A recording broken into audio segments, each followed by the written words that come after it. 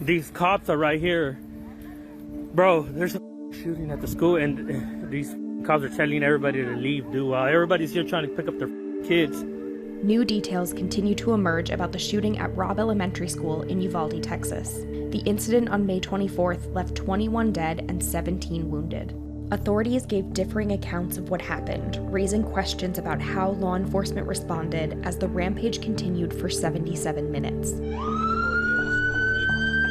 The Texas State Senate heard testimony on the shooting from Texas Department of Public Safety Director Stephen McCraw, whose office is conducting one of many investigations into the massacre. There's compelling evidence that the law enforcement response to the attack at Robb Elementary was an abject failure and antithetical to everything we've learned over the last 2 decades since the Columbine massacre. Based on an approximate timeline from Texas DPS, mapping, and additional footage from the scene, here's what we know.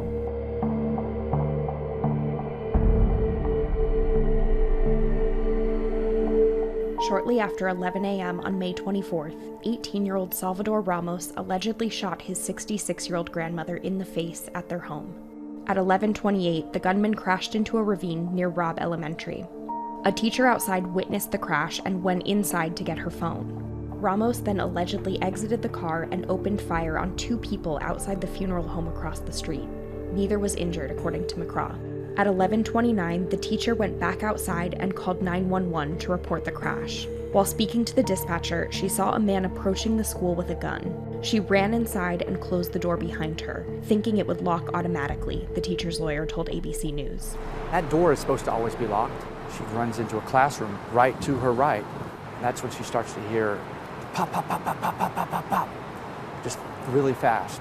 2 minutes later, Ramos allegedly jumped over a fence and moved towards the school while firing at the building. Meanwhile, a Uvalde school district officer who heard the call arrived at the school. That officer drove immediately to the area, sped to what he thought was the man with a gun, to the back of the school, what turned out to be a teacher, and not the suspect. In doing so, he drove right by the suspect, who was hunkered down behind a vehicle, where he began shooting at the school.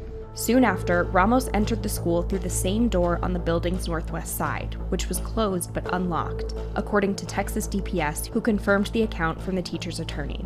From there, he walked 20 to 30 feet through the school, turned right down a hallway, and entered either classroom 111 or 112, which are connected. About a minute before the gunman entered the building, an employee triggered an internal alert system. A spokesperson for Raptor Technologies, the company that makes the app, told ABC News. At 11:33, the suspect began shooting into room 111 or 112. It's not possible to determine from the video angle that we have at this point in time that he shot more than 100 rounds based on the audio evidence at that time. 2 minutes later, 3 Uvalde officers with 2 rifles entered the school.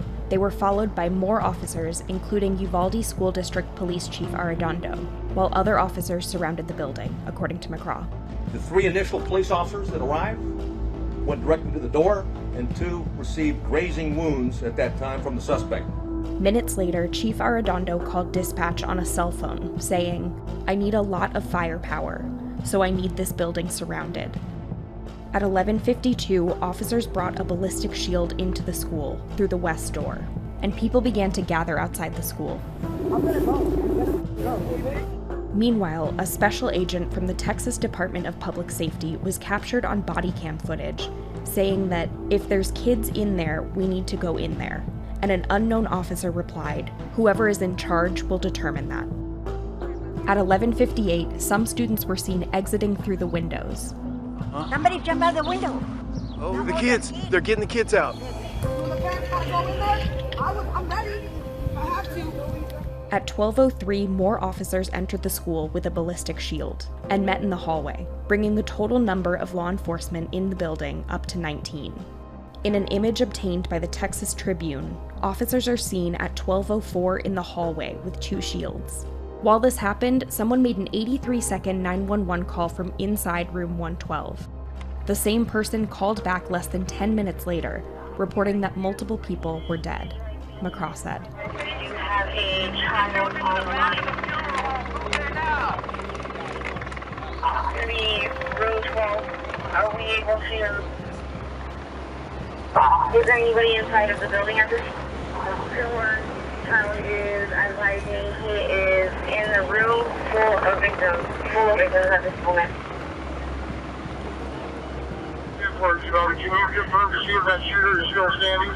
At 12:16, the same caller in room 112 called back again to report that some students were still alive, according to McCraw. 8 to 9 children. At 12:21, suspect fired again. Was believed to be at the door. Law enforcement moved down the hallway. At 12:42, Chief Arredondo was heard on body cameras asking about keys to the classroom.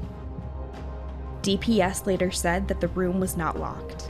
At 12:43, the 911 caller in room 112 asked for police to be sent in, making the same request a few minutes later, according to McCraw.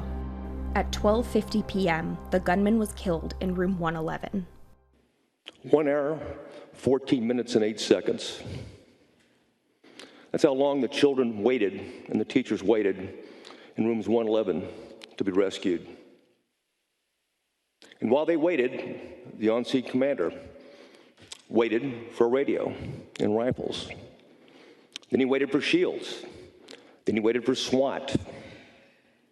Lastly, he waited for a key that was never needed. The incident was the deadliest mass shooting at an American public school in nearly a decade, and has left many wondering whether officers acted appropriately. In March of this year, local law enforcement in Uvalde received training in ways to respond to a situation like this. Local law enforcement has changed its account of the events multiple times since the incident. There was a brave Consolidated Independent School District resource officer that approached him, engaged him. It was reported that a school district police officer confronted the suspect that was making entry. Not accurate. He walked in unobstructed initially. 3 days after the shooting, McCraw said that officers waited to enter the room because they believed that the active shooter situation had ended. Obviously, based upon the information we have, there were children in that classroom that were at risk, and it was, in fact, still an active shooter situation. And for the benefit of hindsight, where I'm sitting now, of course it was not the right decision. It was the wrong decision, period. There's no excuse for that. The Justice Department is currently reviewing law enforcement's response.